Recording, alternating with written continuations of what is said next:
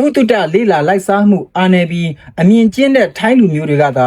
သူတို့ခေါ်တဲ့ဖမာကျွန်တော်တို့မြန်မာတွေကိုလူဆင်းရဲငမွဲတွေလို့ထင်တတ်ကြတာပါတကယ်တော့မြန်မာတွေအများစုဟာတောနေနေမြို့နေနေထိုင်းလူမျိုးတွေထက်ပိုပြီးဇွဲလုံလဝိရိယရှိသလိုအများအားဖြင့်တော့ထိုင်းတွေထက်ပိုပြီးပစ္စည်းဥစ္စာချမ်းသာကြွယ်ဝနေလေရှိပါတယ်ဒါဆိုရင်ဘာလို့ဒီလောက်တန်းချီအောင်ရွှေ့ပြောင်းနေထိုင်ကြလဲမေးရင်အဖြေကရှင်းရှင်းလေးပါပဲအလောက်အကင်ရှာပါပြီးအေးချမ်းလုံခြုံမှုကင်းမဲ့လို့ပါကျွန်တော်တို့ဒေတာအသီးသီးမှာနေ့စဉ်စားဝတောက်ဝမဲ့အလောက်ကင်ပုံမှန်လေးရှိပြီးအေးချမ်းလုံခြုံမှုရှိရင်ကိုပဲထိုင်းကနေမြန်မာကိုပြန်ကြမဲ့လူတွေကအပုံကြီးပါပဲဒီဗီဒီယိုကွန်တက်အစကစကားကိုပြန်ကောက်ပါမယ်ဘုဟုတုတအာနေပြီးအမြင်ကျင်းတဲ့ထိုင်းတွေဟာမြန်မာတွေကိုဆင်းရဲမွဲတေနေလို့သူတို့တိုင်းပြည်လာနေကြတယ်လို့ထင်နေတတ်လေရှိပါတယ်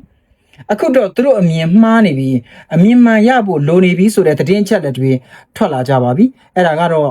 Happyo Company ကထုတ်ပြန်တဲ့ငွေကြေးဆိုင်ရာသုတေသနသတင်းပါဈေးကွက်သုတေသနအစီရင်ခံစာလို့နားလည်လို့ရပါတယ်မြန်မာနိုင်ငံသား၄သန်းကျော်ရဲ့ငွေကြေးသုံးစွဲနိုင်မှုစီးပွားရေးစွမ်းအားကိုသုတေသနအချက်လက်တွေနဲ့ဖော်ထုတ်မိမောင်းထိုးပြနိုင်ခဲ့ကြတာပါဒီသတင်းကအခုဆိုရင်ထိုင်းနိုင်ငံရဲ့လက်လီဈေးကွက်တစ်ခုလုံးကိုတော့လှုပ်ခတ်နိုင်တဲ့အထိဖြစ်လာပြီးထိုင်းသတင်းတွေမှာလည်းပြန်လည်ဖော်ပြနေကြပါပြီဒါကိုကျွန်တော်ကပြန်ပြီး highlight လုပ်မှာပါ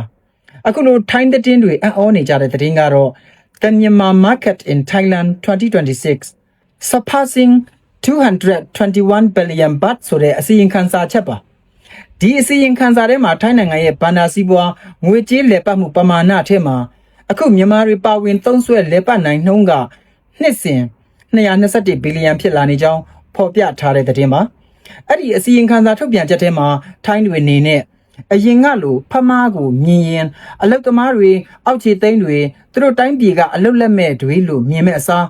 purchasing power လို့ခေါ်တဲ့ဝယ်ယူနိုင်စွမ်းအားမြင့်မားသောလူတွေလို့ပြန်လဲပြောင်းလဲမြင်သင့်ကြောင်းကျွန်တော်တို့မြန်မာများရဲ့အခုလိုထိုင်းနိုင်ငံတွင်ငွေကြေးသုံးစွဲလည်ပတ်နိုင်နှုန်းကိုအသုံးချတတ်သူတွေသာပိုပြီးအကျိုးရှိလိမ့်မယ်ဆိုတဲ့တတိပေးချက်လည်းပါဝင်ပါတယ်ဒါကို Happyo ရဲ့ CEO နာတီချရယပန်ဆိုသူကတတိပေးထောက်ပြခဲ့တာပါထိုင်းနိုင်ငံစီးပွားရေးအတွက်မြန်မာလူမျိုးဆိုတာစီးပွားမြင့်တင်နိုင်သောအင်ဂျင်တွေလို့မြင်သင့်ပြီးဖြစ်ကြောင်းသူကပြောပြနိုင်ခဲ့ပါတယ်တနှစ်တာတွင်221ဘီလီယံဆိုတော့ကဏ္ဍလိုရေးချရင်ဘတ်ငွေ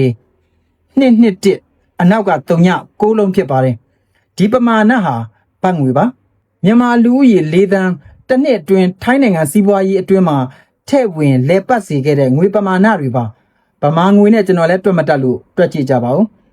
ဘယ်ကဏ္ဍတွေမှာသုံးခဲ့တယ်လဲပြန်ပြီးတော့ခွဲခြားပြောပြရမယ်ဆိုရင်အစားအသောက်နဲ့အဖျော်ရမကာမှာ59.2ဘီလီယံရာခိုင်နှုန်းအဖြစ်18.4ရာခိုင်နှုန်းအိမ်ယာနဲ့နေထိုင်မှုကဏ္ဍမှာ46.8ဘီလီယံရာခိုင်နှုန်းအဖြစ်73.8ရာခိုင်နှုန်း Digital နဲ့ငွေကြေးဝန်ဆောင်မှုကဏ္ဍမှာ24.8ဘီလီယံရာခိုင်နှုန်းအဖြစ်7 to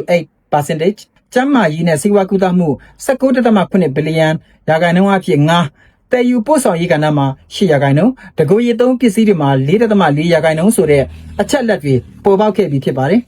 ဝယ်ယူနိုင်စွမ်းအမြင့်မားဆုံးဒေတာတွေကတော့မဟာချိုင်လို့ခေါ်တဲ့စမှုစခွန်အဲ့ဒီမှာရှိတဲ့စမှုစုံတွေပြီးတော့တပ်မဲဆော့ပြီးတော့ကော့တောင်ရနောင်စတဲ့နေဆက်စီးပွားရေးစုံတွေဖြစ်ကြပါတယ်အခြေစိုက်တာကတော့39.2ရာခိုင်နှုန်းကထိုင်းနိုင်ငံရဲ့အလဲပိုင်းမှာ31.8ရာခိုင်နှုန်းကဘန်ကောက်ရဲ့အနီးတစ်ဝိုက်ကဖြစ်တယ်လို့သုတေသနအစီရင်ခံစာကဖော်ပြနိုင်ခဲ့ပါတယ်ဆိုတော့သူတို့ပြောနေတဲ့ဖမားတွေတောက်စားပစ်တဲ့ပမာဏကအများဆုံးဖြစ်ပါတယ်ခင်ဗျာတချင်းတပုတ်ကိုဂုံယူပြီးပြန်ကြားရမိမယ်ဆိုရင်တော့မြန်မာဟေ့မြန်မာပေါ့ဗျာအခုတော့ဒီအချက်လက်ကြီးထင်ရှားပြီးနောက်မှာပဲထိုင်းပညာရှင်တွေအချင်းချင်းသတိပေးနေကြတာက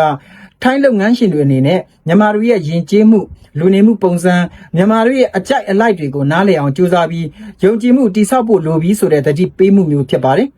အစီရင်ခံစာမှာဖော်ပြထားပါသေးတယ်အဲ့ဒါကတော့ကုန်တိုက်တွေထဲမှာတဲ့ရှိပြီးသားကြော်ညာစာသားတွေကိုတဲ့မြန်မာဘာသာပြန်လိုက်ယုံနဲ့မလုံလောက်တော့ပါဘူးတဲ့မြန်မာတွေဟာကုန်အမှတ်တစ်စိတ်ရဲ့တန်ဖိုးကိုနားလေတယ်ခွဲခြားသုံးစွဲနိုင်စွမ်းရှိတယ်ယုံကြည်မှုနဲ့ယဉ်ကျေးမှုဆိုင်ရာနားလည်မှုကိုမူတည်ပြီး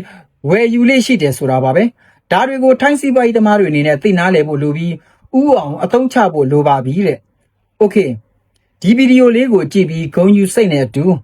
မိမိတို့အထောက်အထားတွေစုံအောင်စူးစမ်းပြီးနေထိုင်ကြပါဦးခင်ဗျာဘာလို့လဲဆိုတော့ထိုင်းရဲတွေကတော့မြန်မာတွေကိုအသုံးချရင်ချမ်းသာတယ်ဆိုတာသိပြီးနေတာ ကြာပြီဖြစ်လို့ပါပဲမင်းဟုတ်ကပါ